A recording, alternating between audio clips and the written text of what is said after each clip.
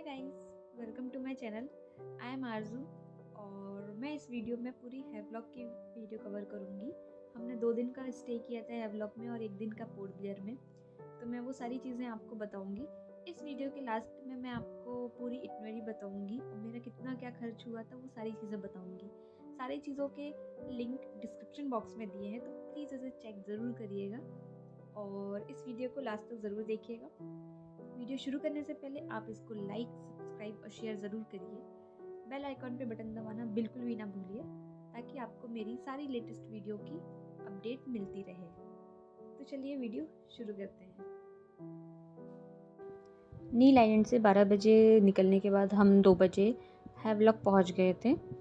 Havelock से हम बाहर जेटी से बाहर निकलने के बाद हमने स्कूटी हायर कर ली थी, जो हमें 500 रुपये पर डे के हिसाब से मिली थी।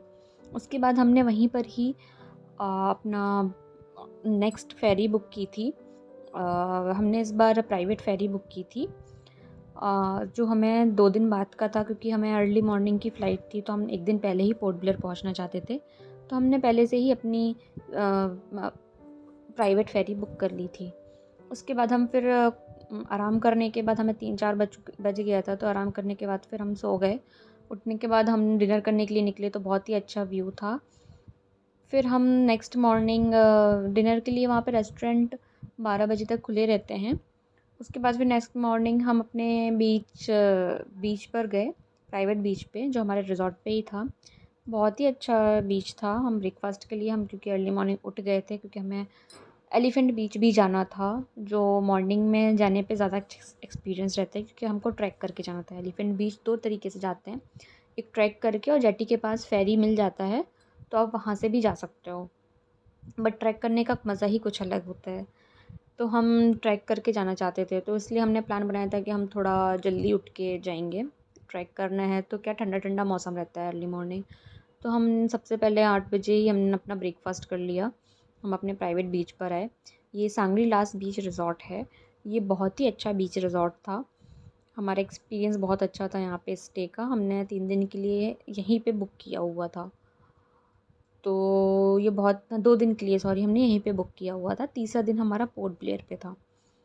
फिर हमने यहाँ पे देखा कि यहाँ पे आप रात में भी आ सकते हो। यहाँ पे आपको कैंडल लाइट डिनर के लिए भी वो पूरा अरेंज करके देते हैं, तो आप आराम से यहाँ पे बैठ के अपना क्वालिटी टाइम स्पेंड कर सकते हो। अगर आप कपल हो या फैमिली के साथ हो, तब भी वो सारी चीज़ें अरेंज करके देते हैं। तो इनकी सर्विस भी बहुत अच्छी थी सांग्री लास वालों की। इनका ये प्राइवेट रिज़ॉर्ट था, आप देख सकते हो, बहुत ही सुंदर था। फिर हम रिज़ॉर्ट से निकलने के बाद हम करीबन 8:30 बजे निकल गए थे एलिफेंट बीच के लिए, जो करीब 15 किलोमीटर दूर था हमारे स्टे से। फिर हम आराम से निकले, हमको आधा घंटा लग गया, 45 मिनट्स अप्रॉक्स, आधा घंटा। तो फिर उसके बाद हमने ट्रैक करने के लिए वहाँ पे गाइड किया हुआ था। एक्चुअली वहाँ पे गाइड के साथ ही आपको एंट्री करने देते हैं, और वहाँ की एंट्री भी ऐसा है कि आपको कुछ टाइमिंग है, समथिंग लाइक 1 या 2 बजे तक ही आपको एंट्री मिलेगी। फिर हम वहाँ से अंदर जाने के बाद हमने ट्रैक किया, तो बहुत ही अच्छा था। करीबन 3 किलोमीटर तक का ट्रैक था, 2 से 3 किलोमीटर। बहुत ही सुंदर था, बहुत ही अमेजिंग एक्सपीरियंस था। बहुत ही लंबे लंबे पेड़ भी थे यहाँ पे, बहुत डिफरेंट डिफरेंट टाइप्स के पेड़ देखने को मिले अंडमान में। और फिर हम ट्रैक करने के बाद कुछ ये एक बहुत ही बड़ा पेड़ था जिसका वीडियो मैंने बनाया हुआ है, अच्छा था। उसके बाद यहाँ से आधी दूर ट्रैक करने के बाद हमने ये देखा कि हमें एक मडी वाटर से निकलना है, उसके बीच से ही निकलना पड़ेगा, आप और कहीं से नहीं जा सकते हो।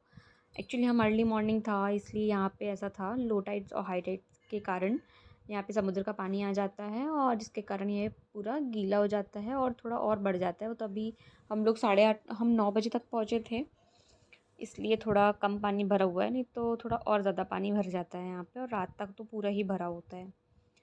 तो गाइड हमने हमें बताया कि यहाँ पे मतलब इसलिए ज़्यादा लेट नहीं करते हैं और ज़्यादा अर्ली मॉर्निंग भी नहीं आ सकते हैं, मतलब नॉर्मल टाइम पे, रात में यहाँ पूरा भर जाता है ये पानी समुद्र का। तो 12-1 बजे करीबन ये पूरा सूख जाता है, पूरा ड्राई हो जाता है, बिल्कुल भी पानी नहीं होता है इस वे पे। फिर हमने इस मडी वाटर से हम निकले, थोड़ा थोड़ा डर भी लग रहा था, लेकिन हम निकले, अच्छा एक्सपीरियंस था। बहुत सारी छोटी-छोटी चीज़ें आपको देखने को मिलेंगी यहाँ पे। अच्छा था।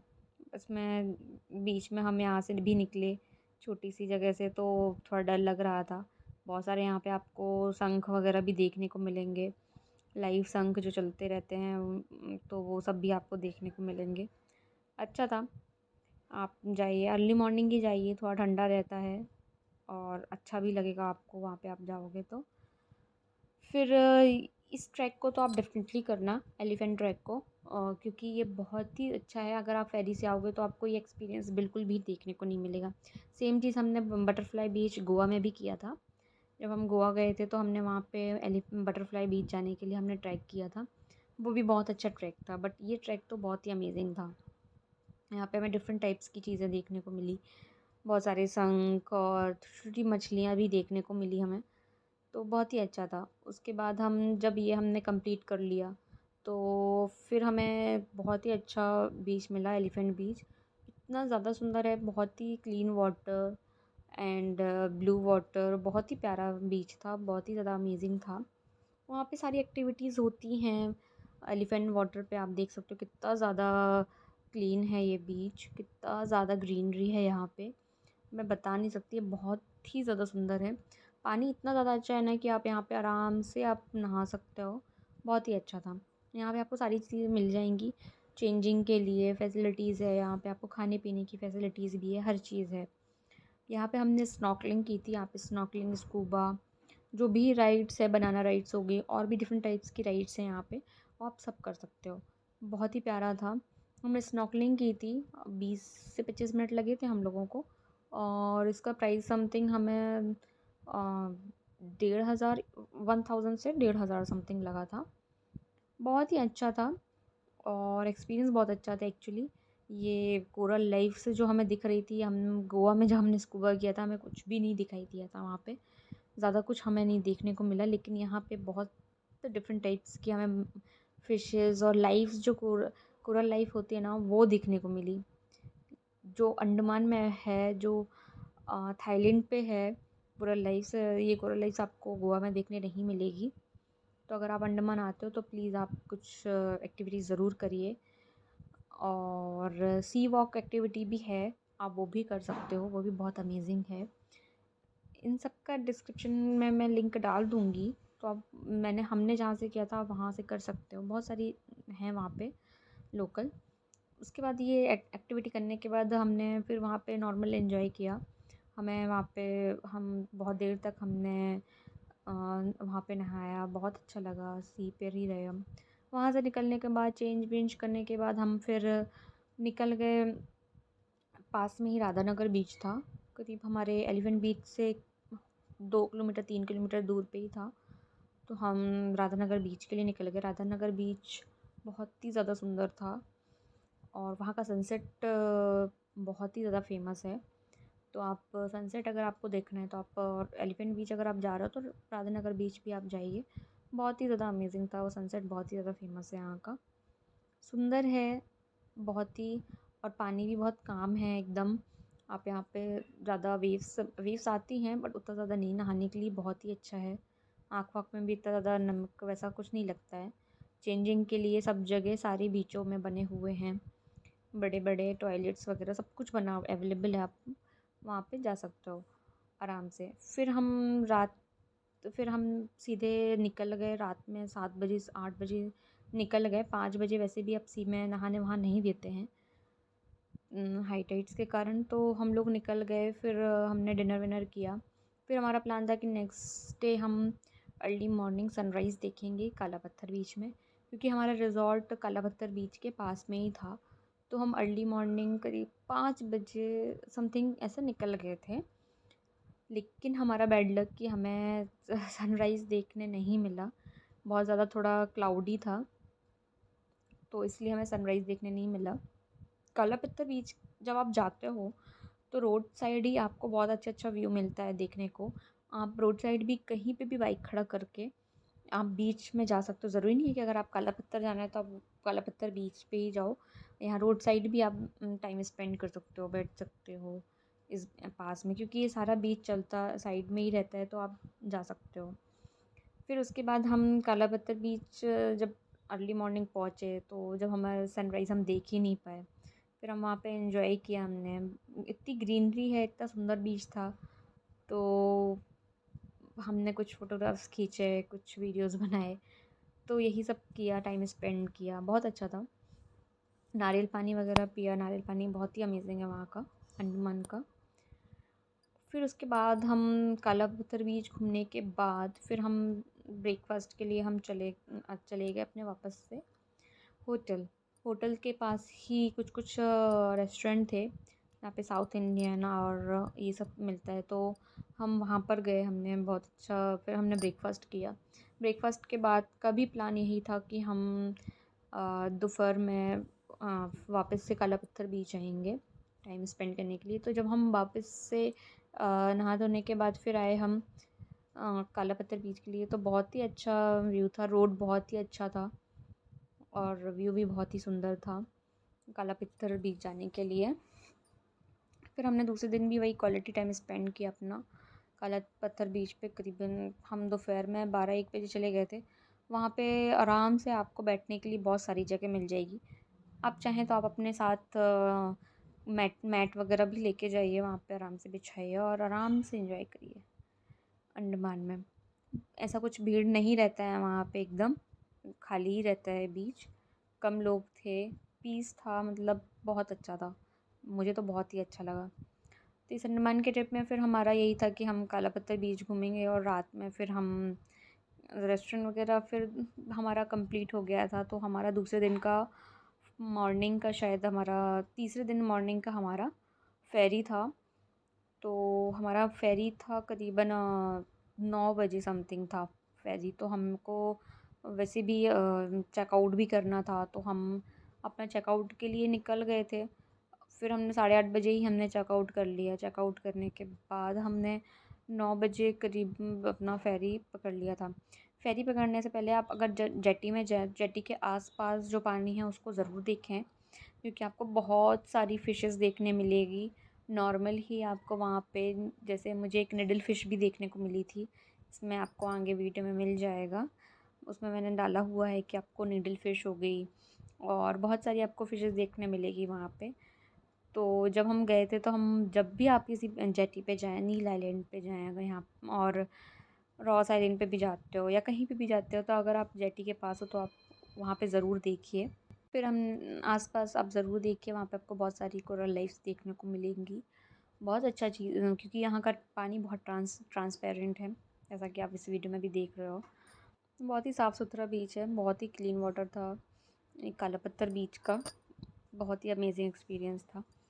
फिर हमने 2 दिन हैवलॉक में स्टे करने के बाद तीसरे दिन हमारा पोर्ट ब्लेयर का था। पोर्ट ब्लेयर हमने बिल्कुल भी नहीं घूमा था, हमने सिर्फ एक रॉस आइलैंड और सेलुलर जेल बस घूमा था। तो हमें सिटी भी एक्सप्लोर करनी थी। जैसा आप देख रहे हो इस वीडियो में कि नीडल फिश और इतनी सारी कोरल लाइफ्स हमने जेटी के पास ही देखी।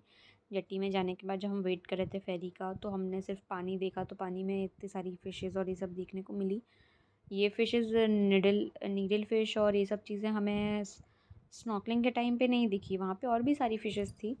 फिर उसके बाद हम सीधे जेटी से फिर हमने पोर्ट ब्लेयर हम करीब पहुँच गए थे। प्राइवेट फेरी था, बहुत ही अच्छा था, टोटल एसी है, अच्छा था एक्सपीरियंस। फिर हम सीधे पहुँच गए अपना पोर्ट ब्लेयर करीब तो 12-1 बजे समथिंग। वहाँ से पहुँचने के बाद हमारा वही दिन था जिस दिन हमको घूमना था पोर्ट ब्लेयर। तो पोर्ट ब्लेयर में और भी जगह हैं, हमने सिटी एक्सप्लोर की। हम ऐसे ही चले गए घूमने के लिए और फिर पोर्ट ब्लेयर में भी हमने बहुत टाइम स्पेंड किया, क्वालिटी टाइम स्पेंड किया। फिर वहाँ पे स्पेंड करने के बाद हमने आसपास देखा। जब हम फेरी पर बैठे हुए थे प्राइवेट फेरी पे, तो ये कुछ नज़ारे देखने को मिल रहे थे। बहुत ही सुंदर था अंडमान, बहुत ही सुंदर है, ज़रूर जाइए आप वहाँ पे। फिर हम जब पोर्ट ब्लेयर में थे, तो हम बस टहलते टहलते कहीं पहुँचे, तो यहाँ पे सुभाष चंद्र बोस जी ने 1945 पे 1943 पे सबसे पहला झंडा यहाँ फहराया था स्वतंत्रता का। उसके बाद हमारा नेक्स्ट डे मॉर्निंग में हमारी फ़्लाइट थी नेक्स्ट डे मॉर्निंग 8 बजे, सॉरी 9 बजे, और तो हमने 8 बजे ही चेकआउट कर लिया था और हमारा होटल से एयरपोर्ट बहुत ही पास था। फिर हमने पोर्ट ब्लेयर से कोलकाता की फ़्लाइट की थी, तो हम कोलकाता 12 बजे पहुंच गए थे। 9 बजे की फ़्लाइट थी हमारी, हम 12 बजे एनी हाउ पहुँच गए थे। तो हमारा इस वीडियो में बताना चाहती हूँ कि मेरे अंडमान का टोटल खर्चा कितना आया था। तो होटल का खर्चा हमें 5,000 रुपये आया था। फिर फेरी हमें पोर्ट ब्लेयर से नील से फिर हम हैवलॉक गए थे और हैवलॉक से हम वापस पोर्ट ब्लेयर आए थे। तो 3 बार हमने 2 बार गवर्नमेंट फेरी की थी और तीसरी बार हमने प्राइवेट फेरी की थी। तो सबका टोटल खर्चा हमें 2,000 रुपये आया था पर पर्सन के हिसाब से, क्योंकि गवर्नमेंट फेरी का रेट करीबन हमें 1200 समथिंग आया था और जो प्राइवेट फेरी थी वो हमें 300 साढ़े 300 करीबन की ही पड़ गई थी। फिर हमने जो स्कूटी की थी तो वो हमें 500 रुपये पर डे के हिसाब से थी। और जो टोटल फूड का एक्सपेंस आया था वो हमें 10,000 समथिंग के आया था, 10,000 रुपये आया था। और अदर जो एक्सपेंस खर्चे होते हैं तो मिसलेनियस से अदर एक्सपेंस खर्चे अगर काउंट किए जाएँ तो 2 से 2,500 हम वो ले लेते हैं। तो ये सबको देखते हुए टोटल पर कपल के हिसाब से हमें 20 से 25,000 रुपये तक का खर्चा आया था। इसमें फ़्लाइट भी बिल्कुल भी इंक्लूड नहीं है। फ़्लाइट का खर्चा अगर मैं आपको बताऊँ तो हमने फ़्लाइट बैंगलोर से की थी जाने की, और आने की फ़्लाइट हमने कोलकाता से की थी, क्योंकि हमारे वो होम टाउन से कोलकाता थोड़ा पास में पड़ता है, तो हमने रिटर्न की फ़्लाइट कोलकाता की थी। बैंगलोर की जो फ़्लाइट की थी वो हमने 10 दिन पहले ही की थी, तो हमें तुरंत चाहिए था, तो हमें वो 4.5 5 4.5 समथिंग की पड़ गई थी। बैंगलोर से और कोलकाता से फ़्लाइट बहुत सस्ती रहती है। और अगर आप अदर सिटी मेजर सिटी से करते हो दिल्ली मुंबई तो वो आपको सस्ती नहीं पड़ेगी। मेजर चेन्नई बैंगलोर कोलकाता यहाँ वाइज़ैग इन सब से आपको अंडमान की फ़्लाइट बहुत ही सस्ती मिलेगी। तो जाने की फ़्लाइट हमको 4.5 समथिंग की मिल गई थी और आने की फ़्लाइट हमको 5.5 6 की पड़ी थी, जो हमने पोर्ट ब्लेयर से कोलकाता के लिए की थी। तो इस पूरे ट्रिप में हमारा कुल खर्च 35 से 40,000 पर पर्सन का आया था।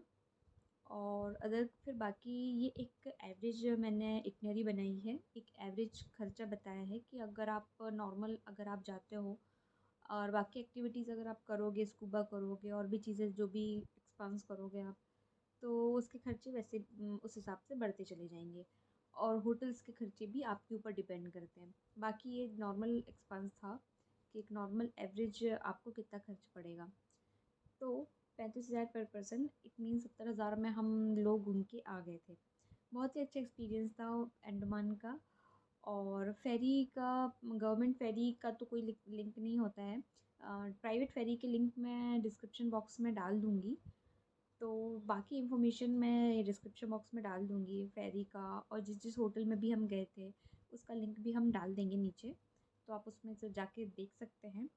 और ये सारी चीज़ें हमने हमने फ़्लाइट वगैरह में एमएमटी से बुक की थी।